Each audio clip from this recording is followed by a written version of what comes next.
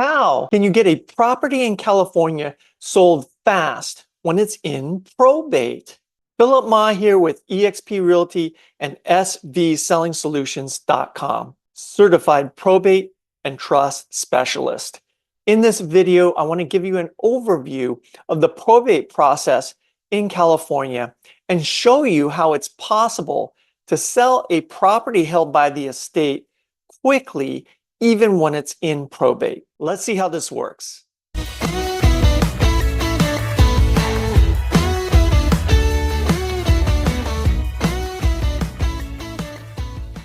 Let's say you've got an estate that owns a house in San Jose with an appraised value of $1 million.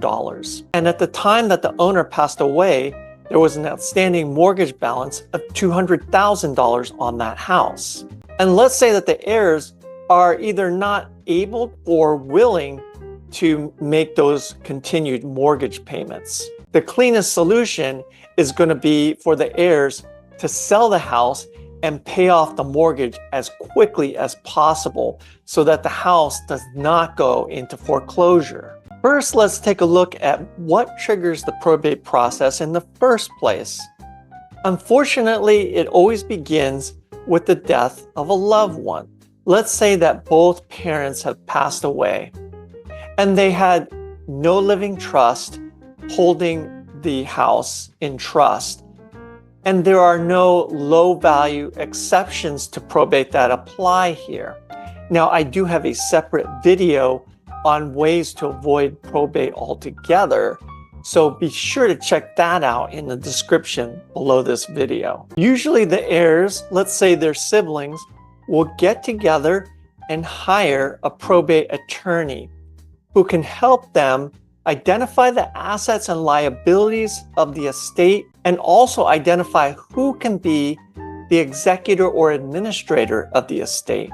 If there is agreement among the heirs as to who will serve as the executor, then the attorney will go ahead and put together a petition for probate, which is filed in the probate court in the county where the property is located. So in our example, if the property is in San Jose, then the petition for probate would be filed in Santa Clara County. After about 2 to 3 months, the court will issue an order for probate, which grants either full authority or limited authority.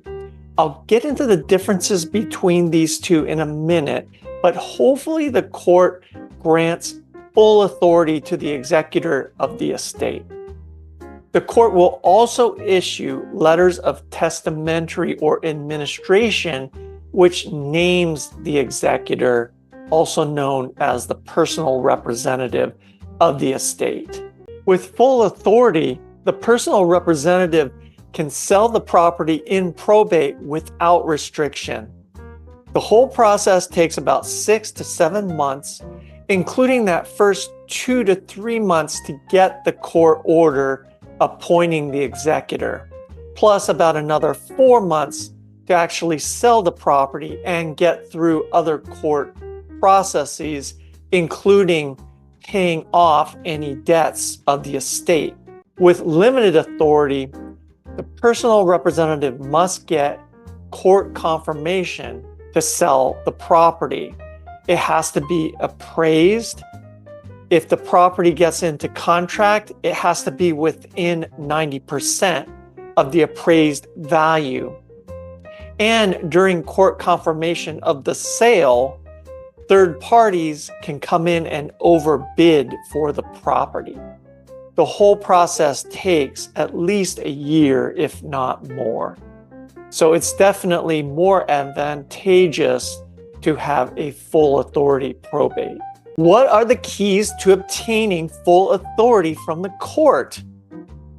Well, hopefully there's no dispute among the heirs over who will be the executor of the estate. Hopefully there's peace and harmony among the heirs, and they can reach consensus on who should serve as the executor. Also, it's advisable to work with an attorney who can guide you through any family dynamics, and the probate process. Sometimes having a neutral third party can help resolve any disputes or tensions between family members.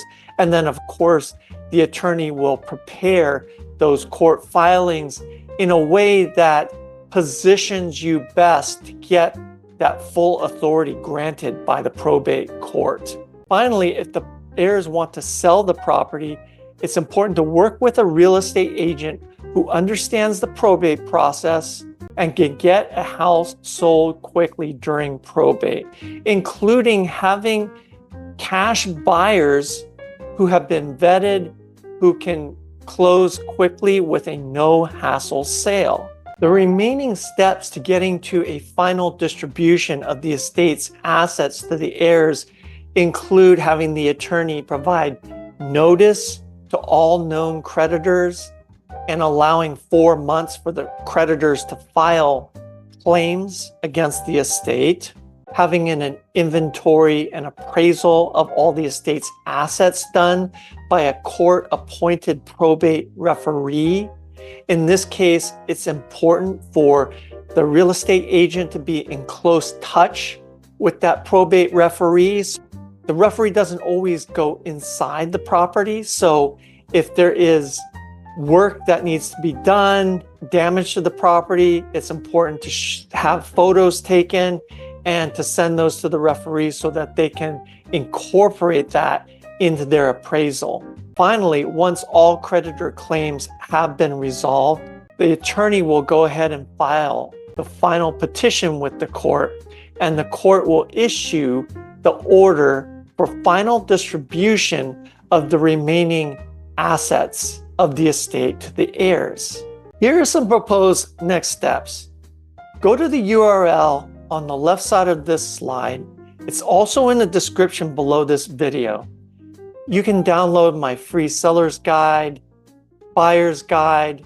I have regular market update slides that you can access there, and these probate overview slides. I do ask for your email address, and that's just so that I can keep you informed on what's going on in the Silicon Valley real estate market. You're free to unsubscribe at any time. Reach out to me if you'd like a free consultation on buying or selling a home in Silicon Valley. If you have a probate situation, I'd be happy to work with you on that. If you need a referral to a probate attorney, I can definitely provide that for you. I'm Philip Ma with eXp Realty and svsellingsolutions.com. I look forward to talking with you very soon.